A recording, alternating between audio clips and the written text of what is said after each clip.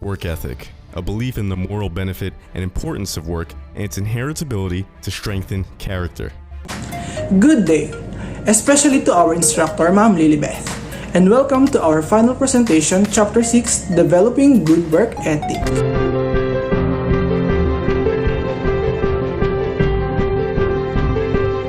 I am Eugene, member of Group 3, together with my group mates, John R.C., Jeline, Peter, Kimberly, Toby, Jeremiah, Krisha, Honey Grace, and Laura.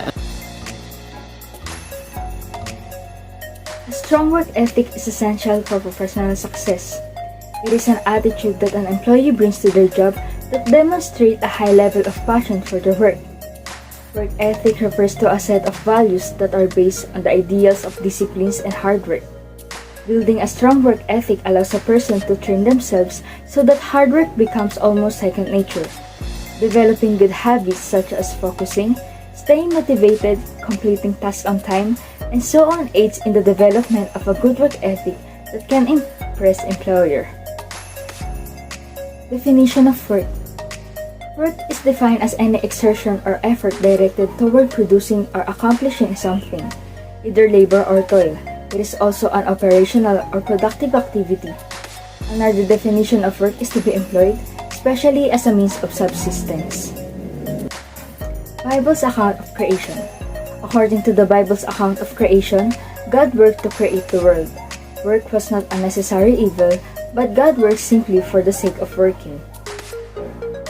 Saint Thomas Aquinas is also known for producing commentary on Aristotle's writing, including on the heavens, meteorology, on generation and corruption, on the soul, Nicomachean ethics, and metaphysics, among others. In his Summa Theologica, Thomas Aquinas lists 4 purposes of work. First, it provides for one's daily livelihood. Second, it prevents idleness, which is the source of any evils. Third, it curbs the rebellious flesh. And fourth, it enables man to give alms from his material surplus.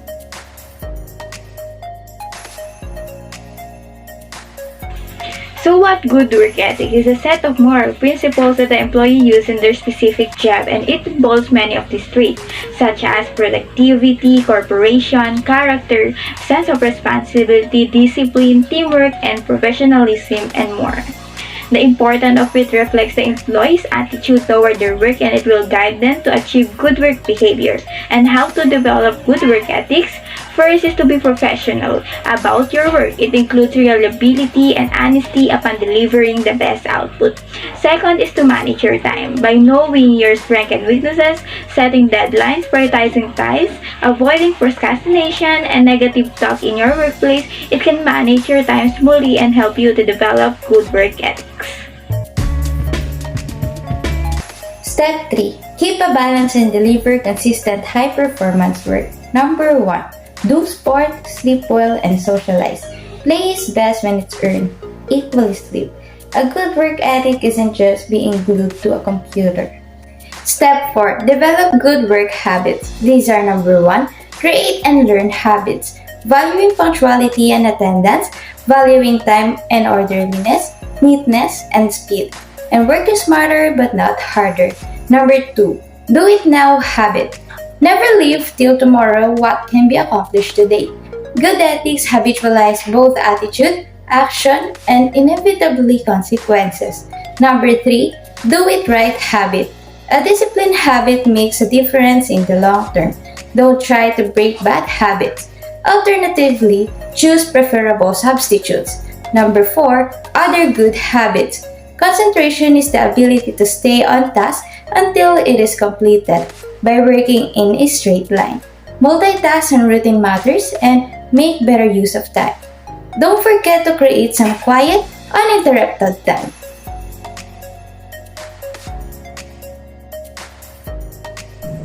Now, let's talk about core elements of a strong work ethic. Number 1. Honesty. This is the core element of work ethics. Be honest about your successes and failures. Take credit only where due. Do not steal other works or ideas. Next is integrity. Do not let people down. Try to fulfill your commitments. Impartiality. Fairness. Be fair to all. Do not practice favoritism. Alertness. Be aware of what is happening around.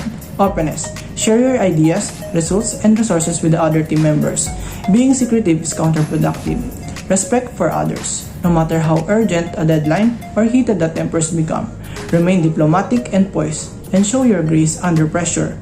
Reliability and dependability means being punctual for work and meetings. Be reliable about keeping promises for reputation. Determination. Embrace challenges positively and know that your role is to solve problems with purpose and resilience. Accountability. Accept responsibility personally for one's actions and outcomes in all situations, plus avoid excuses. Confidentiality. Any confidential information of documents you have should remain confidential. You cannot discuss it or show it to anyone else. Responsibility. Take responsibility for your thoughts, actions, behavior, and work. Legality. Always work within the legal boundaries. Competence. Improve your performance and competence by constantly learning. Professionalism. From how one dresses and presents oneself in the business world. Humility. Acknowledge others' contribution and share credit for the successes. You have integrity and are open to learning. Initiative. Do not be afraid to put forth your ideas or volunteer for work. How to enjoy work and create spiritual values. First, practice the golden rule. Second, guard your mouth. Third, stop the green jokes. Fourth, practice ethical behavior. Fifth, learn to forgive. Sixth, be generous. Seventh, respect superiors and co-workers. Eighth, be considerate. Ninth, perform your work and fulfill your duties to the best of your ability. 10th, be a grateful.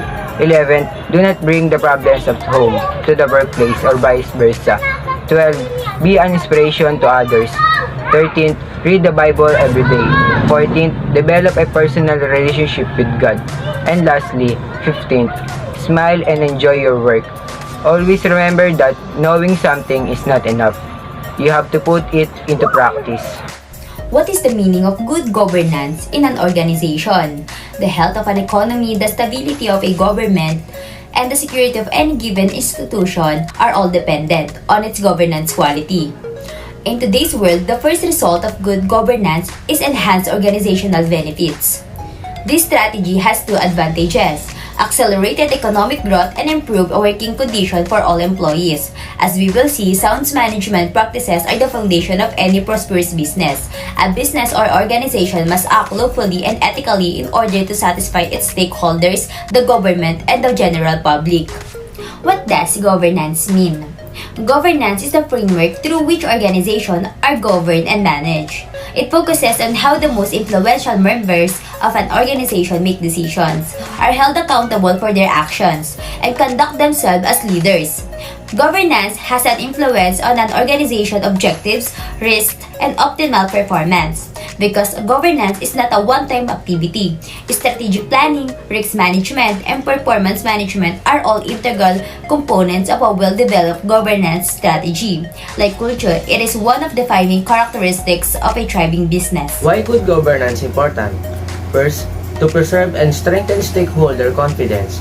A supporting stakeholder base can generate benefits for the organization through social and emotional support. Intangible but extremely valuable for organization should strive and maintain. Next, to provide the foundation for a high-performing organization.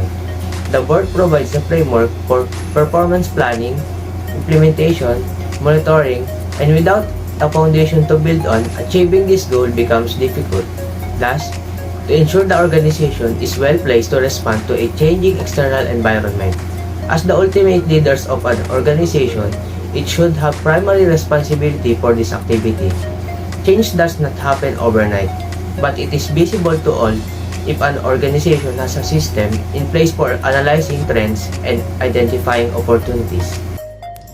The 8 factors.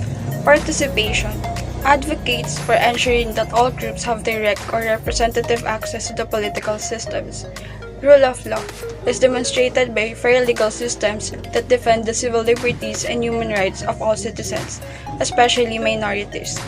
Transparency means that everyone is aware of how decisions are made and have access to the methods and processes used to make them. Responsiveness merely requires that institutions answer to their stakeholders in a timely manner. Consensus-oriented. The community's historical, cultural, and social context must be thoroughly understood when making decisions. Equity and inclusiveness focuses on making sure that all community members, especially the most vulnerable persons and groups, feel empowered to improve or sustain their well-being. Effectiveness and efficacy.